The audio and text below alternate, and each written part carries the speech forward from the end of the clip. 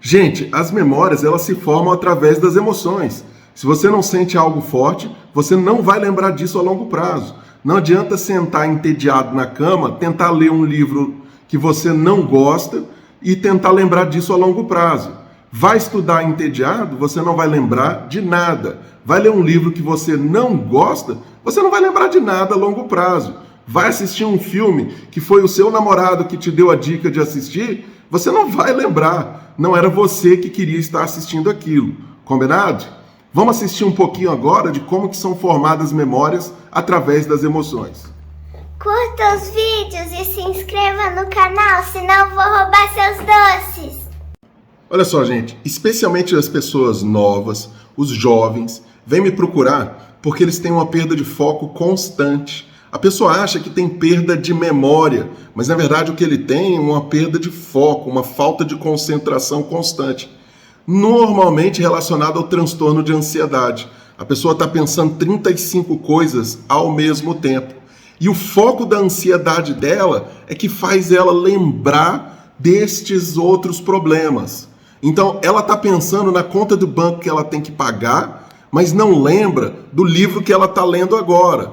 Ela está pensando na formiguinha que está subindo a árvore, no pneu que está furado, na dose do remédio do filho, ou naquela conta que ela tem que pagar. Que, aliás, ela não esquece de pagar, ela não esquece de dar o remédio para o filho, mas esquece aonde que botou a chave do carro, esquece o nome do personagem do filme, esquece o nome do atendente que acabou de atender ele, esquece até o nome de um colega de trabalho, porque foi falado rapidinho, enquanto a pessoa estava pensando em outro problema.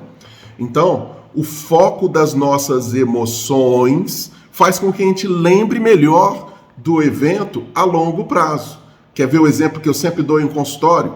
Se você estiver dirigindo um carro e alguém bater em você, você vai lembrar disso para sempre. Para pensar, quem já bateu o carro, lembra a roupa que você estava usando, você lembra se foi de manhã, se foi de tarde ou se foi de noite, você lembra a cor dos olhos da pessoa que bateu em você muitas vezes, perfeito? A cor do cabelo, se era uma pessoa que estava embriagada, se era uma pessoa que estava dirigindo bem, se era uma pessoa que começou a chorar desesperada, se era um homem, se era uma mulher. Você vai lembrar disso 15, 20, 30 anos depois de tanto medo que você sentiu ou raiva que você passou. Se foi você que bateu ou se bateram em você, respectivamente. Combinado? Ao passo de que, muitas vezes, você não vai lembrar o que você comeu na sexta-feira da semana passada. A triste realidade é que hoje em dia a gente come sem emoção. Todo mundo come rapidinho e correndo para querer sair de casa. Eu tento, no máximo do possível, almoçar com minhas filhas todo dia para fazer um certo carinho. A gente tenta lembrar o que a gente comeu, mas mesmo eu tenho dificuldade de lembrar muitas vezes o que a gente estava comendo na correria do dia a dia. Dá para pensar nisso? Você não lembra o que você comeu na terça-feira da semana passada, mas lembra de um acidente de carro de 20 anos atrás. Você lembra de detalhes da sua formatura. Você lembra de detalhes do seu casamento. Coisas que tinham grande valor emotivo para você. Isso é o que faz você lembrar a longo prazo de um evento. O grau de emoção ligado àquilo. Por isso que a maioria de nós tem grande dificuldade de lembrar de estudo. Você está estudando algo que você não gosta, a dificuldade vai ser muito grande. Por isso que eu dou um certo valor para a gente fazer provas. É o medo de uma prova, a ansiedade ligada a ir mal numa prova, que pode fazer você lembrar, ainda que uma parcela pequena, tá joia? Do conhecimento necessário para ir bem naquela prova. Pelo menos na área de medicina isso funciona. Pode não ser a coisa mais eficaz em outras áreas, mas se você estudar bem para uma prova, especialmente as provas práticas, perfeito? Se você estiver aplicando isso na prática de uma forma consistente, você vai acabar indo bem na prova, porque a memorização vai estar sendo feita de uma forma mais fácil. É ainda melhor se você gosta do que está fazendo. Eu tenho certeza que eu aprendi mais fácil neurologia do que eu aprendi ginecologia, que eu não gostava na faculdade. Perfeito? Provavelmente foi a mesma coisa com vocês. E por mais estranho que seja, mesmo o ódio vai te fazer lembrar das coisas. Então, eu lembro um pouco da matemática que eu estudei no 2º grau, apesar de não gostar tanto assim de matemática. Eu lembro bastante de história, apesar de não ter sido algo que eu continuei estudando na faculdade.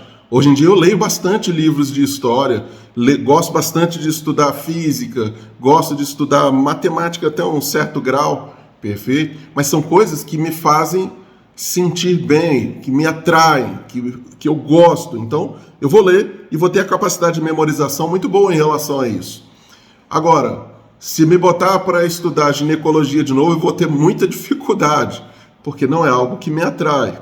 Se me botar para estudar radiologia, pelo menos ultrassonografia, eu não vou gostar. Já a ressonância magnética, que é algo que eu estudo com regularidade, aí sim eu vou ter uma capacidade de memorização melhor.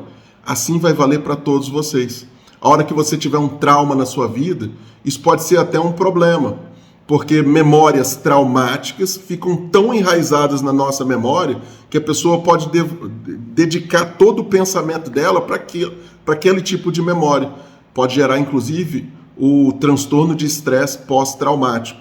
A pessoa só tem dedicação para aquela memória dela. Ela revive o tempo inteiro aquela memória. Combinado?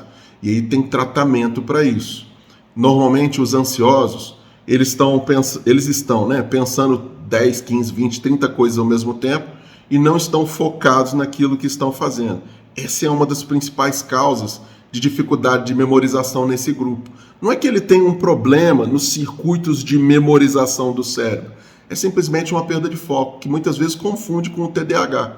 O TDAH, inclusive, na situação da pessoa ter o transtorno de déficit de atenção e hiperatividade, o problema é semelhante. Mas não porque a pessoa é essencialmente ansiosa e está pensando outros problemas.